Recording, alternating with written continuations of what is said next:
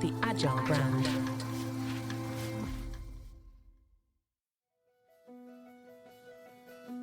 Welcome to Season 6 of the Agile brand, where we discuss marketing technology and customer experience trends, insights, and ideas with enterprise and technology platform leaders. We focus on the people, processes, data, and platforms that make brands successful, scalable, customer-focused, and sustainable. This is what makes an Agile brand. I'm your host, Greg Kihlstrom, advising Fortune 1000 brands on MarTech, marketing operations, and CX, best-selling author and speaker. The Agile Brand Podcast is brought to you by TEKsystems, an industry leader in full-stack technology services, talent services, and real-world application. For more information, go to teksystems.com. Before we get started, I wanted to let you know that my latest book, Priority is Action: 7 Principles for Better Strategies, Decisions, and Outcomes, is now available. In it, I give ideas and insights for leaders and teams that need to make meaningful progress on their priorities. After all, our priorities are what we do, not what we say we'd like to do. You can find Priority is Action on Amazon or learn more on my website, gregkihlstrom.com. Now let's get on to the show. Recently, the Biden administration announced plans to prohibit the use of salary history when hiring for federal employee roles, as relying on a candidate's previous salary history can disproportionately impact women and members of underserved communities. Currently, 21 states in the U.S. have laws or executive orders limiting employers from using applicants' salary history, and some states fully prohibit it. Department of Labor data found in places that have salary history bans, minority workers who changed jobs saw a 7.9% increase in their wages. While we mostly talk about marketing and the customer experience on this show, as we all likely know, employees and the employee experience directly affect customers. So today we're going to talk about salary transparency and key ways business leaders can successfully take a more modern approach to HR and navigate pay transparency within their organization.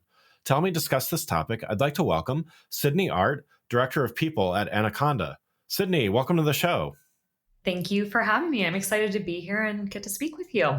Yeah, looking forward to talking about this topic with you. Why don't we get started with you giving a little background on yourself as well as your role at Anaconda? Yeah, absolutely. I'm happy to.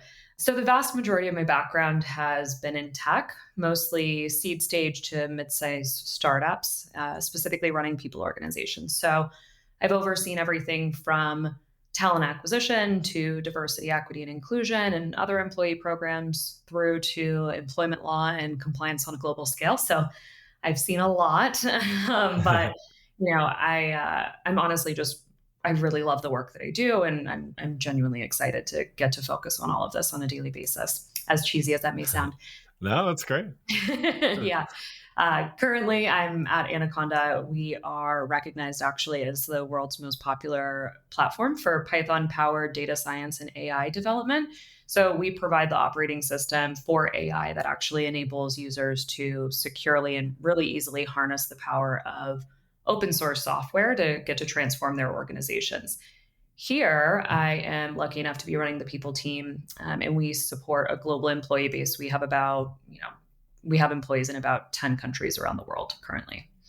Great. Well, looking forward to talking about this with you. Let's get started. Got a few things to talk about related to pay transparency and how this benefits employees. So let's get started by talking about how to strike a balance between a strategy that aligns with company values and fostering a culture of trust. Can you talk about what should companies be looking at there? This is a great question. I would say, in my opinion, company values and a culture of trust go completely hand in hand. You really have to develop values that directly affect how the company operates, how it's going to inspire and engage employees, and how it'll also obviously ensure company success. So some things that companies should be looking at in terms of how they build that culture really falls into, are they going to clearly understand the company mission and vision, state of the business, how do they tie into the success of the company, and just ensuring that it's very clear that the company values their employees. I think those are the biggest ways of really establishing that sense of trust, and also honestly having, maybe transparency as a part of the core company values. So what are some of those things that erode that trust, particularly when it comes to how a company might treat their employees equitably, or and how can brands build back that trust if it is getting eroded? Yeah, great question. There's plenty of ways, obviously, that a company can erode trust. I think when it specifically comes to equitable processes and just how employees are feeling, the two biggest things that are going to erode the trust are pay transparency and opportunities. So if there's a lack of that, they're not going to trust leadership, they're not going to trust the people team, and they will likely become disengaged. So, how that can be built back is really going to be creating a stronger and more transparent framework for these and really making sure that employees are educated on this framework, how it came to be, what the philosophy was behind it, really bringing them along with you on that journey. So with pay transparency, they really need to understand where they fall into their range. What is the company's comp philosophy? Where are they getting this data? And then the other part of it, I would say, really is the strong L&D opportunities, having a very clear career map where every role and upward progression is really based on measurable goals that they can attain, and focus is similar to that. And so I would imagine, there's a lot of talk these days. There's a lot of companies that, DEI is front and center on their about Yeah. pages of their website, and they're doing a lot of talk about this. And I think when we're talking about erosion of trust and everything, I would imagine some of that at least is kind of the gap between talk and action, right? So when's the right time for a company to start talking about making improvements or the improvements that they've made here? Do companies run the risk of looking like they're all talk if they don't wait a little while and kind of let their actions speak for themselves? What are your thoughts there? This is a big one. Honestly, I'm a big believer that if you plan to tell your employees literally anything, whether it is, employee engagement, survey results, or program changes, comp, anything that you are doing, you have to follow through. That will erode trust incredibly quickly. So my recommendation is act fast, obviously, because the longer you wait, the more that trust is eroded. But really, you have to have a plan in place with both short and long-term goals that you hope to achieve, and be able to communicate that plan and really act on that plan to ensure that you really have longer term success, and that trust does become a key part of the culture. Yeah. Yeah. And so acting on that as well, even with the best intentions, it may be difficult for some of those things to be done without the right internal processes, right? So I want to talk a little bit about that as well, and talk about implementing data tools that support internal processes to ensure all information is available so people can make realistic decisions on pay changes. So how does an organization go about doing this? What are some of the areas where an organization should be looking at and analyzing their data? Yeah, so I would say look at your employee base first. Understand the levels that if you don't have levels, understanding what titles are falling where in terms of the compensation. That'll also help you build, a leveling framework, if you will. But always look internal first and understand what potential pay gaps there are, because you really have to make sure that, you're going to account for that in terms of budget. Next, I would say looking externally. So, as an example, we use comp tools like OpenComp to get a better understanding of really accurate market data. But there are plenty of tools out there, and a ton of resources that you can definitely leverage to be able to understand where your current employees are falling in terms of the market. If you're like me, it's hard to keep up with all the trends, fads, and critical concepts that marketing and CX leaders need to know about. To help, I've partnered with some of the world's most notable MarTech thought leaders to create the Agile Brand Guides book series. These are short reads, 3 hours or less, on important topics like generative AI, customer data platforms, MarTech infrastructure evaluation, and more. They're available in print, digital, and audio formats, and quickly get you up to speed on critical topics that leaders and aspiring leaders need to understand. Search for Agile Brand Guides on Amazon, or go to the Agile Brand Guide website at www.agilebrandguide.com That's agilebrandguide.com for more. Before we get back to the show, I just wanted to remind you to hit the follow or subscribe button on your app to make sure you get notified when new episodes of this show are available. Now let's get back to the show.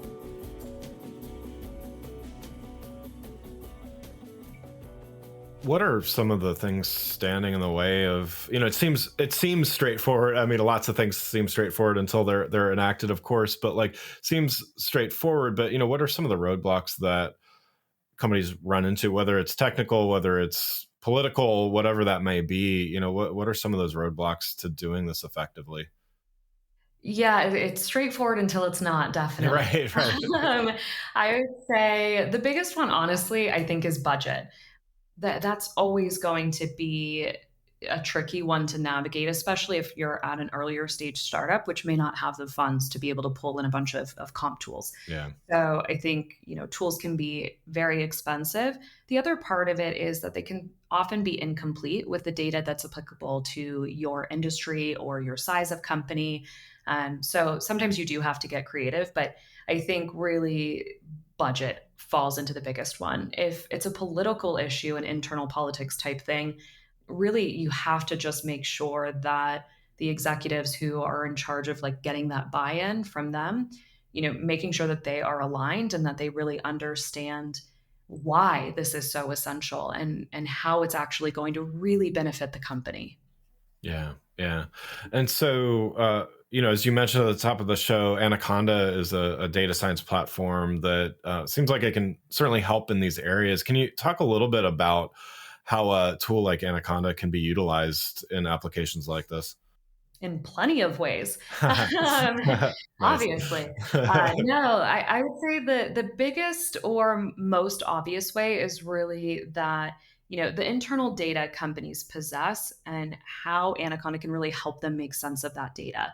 When you're looking at employee comp compared to market data, it can get really messy. You can definitely get very in the weeds or in like a data hole, as I like to call it.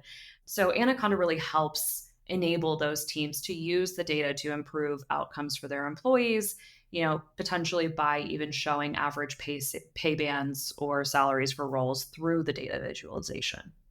Yeah, yeah, that's great. And so is this like not low code friendly? Like how does what kind of people in what kind of roles within an organization are usually using a tool like Anaconda? Any role within a company can really leverage Anaconda. It's open source, it's easy to use, which is great. Yeah. I think a lot of times we do get pegged as like a data science platform, but it is something that an HR team could use, finance could definitely use. So anytime that you are trying to make sense of massive heaps of data, Anaconda can really clean that up and make it easier to digest. That's great. Yeah. So last thing I wanted to talk about, we've talked a bit about, some of the why and how and things. Wanted to talk about determining how to share information internally, because this is, pay information, traditionally there's sensitivity around sharing salaries and all those things. So it's, this is, to some, it's perhaps a new territory, right? But the transparency, is definitely really interesting here. So, how do you want to talk a little bit about, how we share this internally with employees and, how it can best be implemented to entice future candidates. So what's your recommendation about, how much information is enough versus too much information when it comes to sharing this kind of information with current and future employees? Totally. And I would say this is a trickier one to navigate just because it is so dependent on the company culture. Yeah. You really can't have a one size fits all approach because every company has an incredibly unique culture. I'm based in Colorado, which was the first state to actually pass the pay transparency legislation. So I do remember when that came about, there was so much discussion about what makes sense. How do we navigate this? It is really complex because of also the sensitivity, right? Like this is personal information, or it was considered that way Yeah. previously. Yeah. So, my recommendation is to first evaluate your company culture and what makes sense for it, because again, it's going to be different. So, really understanding what is the level of transparency currently? What's the appetite for more transparency? You really do have to be mindful of the too much information. I'm huge on transparency. I probably teeter on too transparent sometimes, but it can really get noisy and distracting for employees, especially if they don't have an in-depth understanding of, how that comp data comes together, where it comes from, how we evaluate roles differently, so on and so forth. So I can understand how, especially for someone newer to this, it can be incredibly intimidating. Yeah. Yeah. My practice is definitely looking at company culture, what makes sense for that. Typically, this is just my personal approach. I really like to have you absolutely should have employees understanding what their comp range is and where they fall into it. I'd also really recommend having comp transparency for the career track that the employee is in. It really helps for them to understand their career progression, what opportunities could really look like. And it also really engages them and motivates them to keep moving up that ladder. When when you have the visibility into other career tracks, again, compensation is sensitive, so you have to handle it delicately, and you don't want to necessarily have it become an issue where an employee is disgruntled because software engineers make more, or whatever the case may be. So Right. just really making sure that you're having a really, really mindful approach to all of this. And I would imagine, kind of going back to the data platform part of this is, because this is, sensitive, whether it's personal, PII, or, just sensitive information. There's also, to what you just said, there's a lot of nuance to it, right? So, I think it sounds like having the right platform that's able to, kind of make sense of that there are different types of roles. There's different kinds of things that go into different, even potentially different roles have different compensation. Sales might have a different compensation structure even than a software engineer, and things like that. So, it seems like this is where understanding nuance and being able to illustrate and slice and dice data based on nuance seems incredibly important, right? I could not agree more. Yeah. Yeah. Maybe we should get you in sales at Anaconda. I know, right? I take commissions, but it's Great, great. um, I'll let them know. nice. So one more thing here. You've said that the push for salary transparency will be the biggest workplace transformation since the mass adoption of working remotely. Can you talk a little bit more about this? And certainly, some of the things we've already talked about support this, but would love just a little more thought there. Yeah, I mean, I could talk about this a lot more. I don't know if we have the time necessarily, but I would say the biggest thing that this is really going to help change is eliminating the pay gap. We are all aware that underrepresented groups make less, Yeah. and that's for various reasons. But I think companies being, unable to ask candidates for their compensation history will really allow for stronger pay equity across the board. It gives candidates a stronger chance making the money that they deserve based on their qualifications and their experience. Yeah. Yeah. Absolutely. Well, Sydney, thanks so much for joining the show today. One last question before we wrap up here. You've given a lot of great advice and insights already, but what's one piece of advice you'd have for organizations that they can do today to make a first or maybe a next step towards greater salary transparency? Yeah, I would say evaluate your current employee data. That way you can understand what gaps there may be and you can fix those gaps, bridge them, and make sure that that there is pay equity. And then after you've done that, making sure that employees are educated on where they fall into that range and why. Wonderful. Well, again, I'd like to thank Sydney Artt, Director of People at Anaconda, for joining the show. You can learn more about Sydney and Anaconda by following the links in the show notes. Thanks again for listening to the Agile Brand, brought to you by Tech Systems. If you enjoyed the show, please take a minute to subscribe and leave us a rating so that others can find the show more easily. You can access more episodes of the show at www.gregkillstrom.com. That's GregKilstrom.com. While you're there, check out my series of best-selling Agile brand guides. covering a wide variety of marketing technology topics, or you can search for Greg Kihlstrom on Amazon. The Agile brand is produced by Missing Link, a Latina-owned, strategy-driven, creatively fueled production co-op.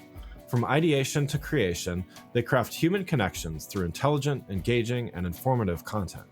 Until next time, stay agile. The Agile brand.